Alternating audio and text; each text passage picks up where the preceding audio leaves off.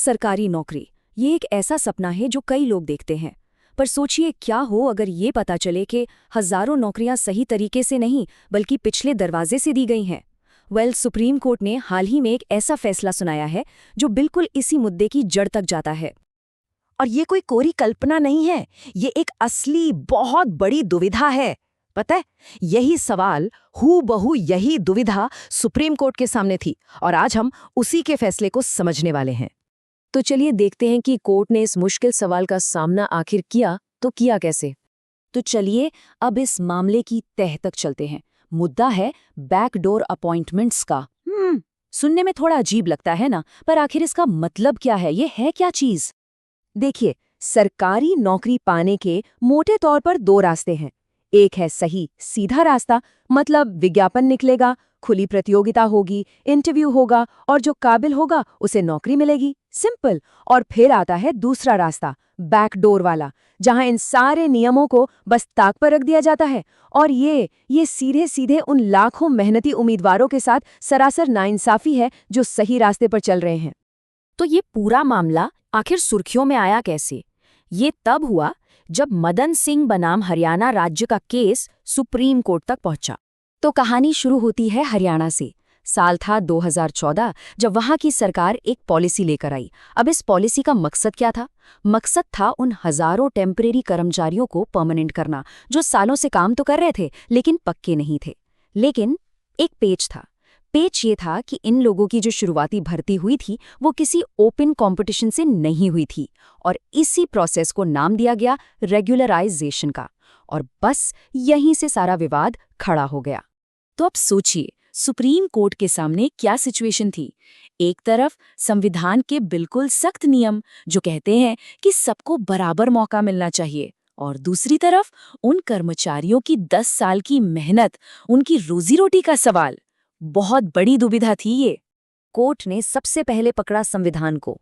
और देखिए, हमारा संविधान इस मामले में बिल्कुल साफ है। वो कहता है कि सरकारी नौकरी पर देश के हर नागरिक का बराबर का हक है और जो भर्ती का तरीका है वो पूरी तरह से निष्पक्ष होना चाहिए, इसमें कोई दो राय नहीं। लेकिन सिक्के का दूसरा पहलू भी तो था, मानवीय पहलू। अरे भाई, ये लोग कोई 1-2 दिन से नहीं, 10-10 साल से सरकार के लिए काम कर रहे थे। उनकी अपनी जिंदगी, उनके परिवार, सब कुछ इसी नौकरी पर टिका था। कोर्ट इस हकीकत से आंखें कैसे मूंद सकता था? तो अब सवाल ये था कि कोर्ट कानून और इंसानियत के इस तराजू को बैलेंस कैसे करेगा। खैर, फैसला तो आ गया। तो चलिए सीधे देखते हैं कि कोर्ट ने आखिर किया क्या। कोर्ट का पहला कदम बिल्कुल साफ, एकदम दृढ़। उन्होंने सरकार की इस रेगुलराइजेशन पॉलिसी को एक झटके में रद्द कर दिया, खत्म। पर सवाल है क्यों? कोर्ट ने ऐसा क्यों किया? देखिए, फैसले में साफ कहा गया कि ये पॉलिसी सीधे सीधे समानता के संवैधानिक अधिकार को तोड़ रही थी। कोर्ट ने यहां तक कहा कि जिस तरीके से इन लोगों को नौकरी पर रखा गया वो तरीका भरोसे लायक ही नहीं है। मतलब इससे तो पब्लिक रिक्रूटमेंट के पूरे सिस्टम की नींव ही हिल जाती। कोई प्रॉपर प्रोसीजर फॉलो ही नहीं हुआ था। और यहाँ बात हो रही थी संविधान के दो बहुत ही जरूरी आर्टिकल्स की, आर्टिकल 14 और 16। अब ये सिर्फ कानून की किताबों के शब्द नहीं है। इनका असली मतलब है कि कानून के सामने सब बराबर है और सरकारी नौकरी पाने का मौका भी सबको बराबर मिलना चाहिए। कोर्ट का मानना था कि हरियाणा की ये पॉलिसी इसी बुनियादी हक पर डाका डाल रही थी। लेकिन रुकिए, कहानी यहाँ खत्म नहीं होती। असल में असली ट्विस्ट तो अब आने वाला था। पॉलिसी को रद्द करने के बाद सुप्रीम कोर्ट ने एक ऐसा कदम उठाया जिसकी किसी को उम्मीद नहीं थी, और इसी कदम ने इस फैसले को यादगार बना दिया। कोर्ट ने इस्तेमाल की अपनी एक सुपर पावर जो उसे मिलती है संविधान के आर्टिकल 142 से। अब ये आर्टिकल क्या करता है? ये सुप्रीम कोर्ट को किसी भी मामले में पूर्ण न्याय यानी कंप्लीट जस्टिस करने के लिए कोई भी कैसा भी ऑर्डर पास करने की ताकत देता है। ये एक बहुत बड़ी असाधारण शक्ति है और कोर्ट इसका इस्तेमाल बहुत ही कम और बहुत सोच समझकर करता है। तो इस पावर का इस्तेमाल करके कोर्ट ने एक बहुत ही गजब का संतुलन बनाया। देखिए कैसे। स्टेप 1, उन्होंने कानून को ऊपर रखते हुए उस अवैध पॉलिसी को तो रद्द कर ही दिया। स्टेप 2, उन्होंने इंसानियत दिखाते हुए उन कर्मचारियों को नौकरी से निकाला नहीं, बल्कि उन्हें इजाज़त दी कि वो अपने पद के सबसे कम वेतन पर तब तक काम करते रहें जब तक कि उन पोस्ट पर कायदे से सही तरीके से नई भर्ती नहीं हो जाती।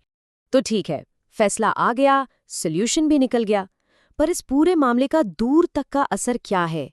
ये फैसला भविष्य के लिए क्या मायने रखता है? इस फैसले से जो बड़ी बातें निकल कर आती हैं वो क्या हैं?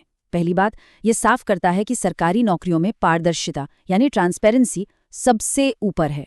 दूसरी बात, ये बैकडोर एंट्री वालों के लिए एक बहुत कड़ा संदेश है कि गलत रास्ते से आकर बाद में पक्का हो जाने का रास्ता अब बंद है। और शायद सबसे ज़रूरी बात, ये फैसला हमें ये भी दिखाता है कि असली न्याय सिर्फ कानून की सख्त लकीरों में नहीं होता, वो इंसानियत और संवेदना को भी समझता है। और हमारा सुप्रीम कोर्ट इन दोनों के बीच एक रास्ता निकाल सकता है।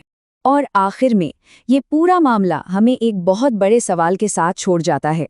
जब कानून के सख्त नियम एक तरफ हों और दूसरी तरफ इंसानियत की दुहाई हो, तो इनके बीच सही संतुलन कैसे बनाया जाए?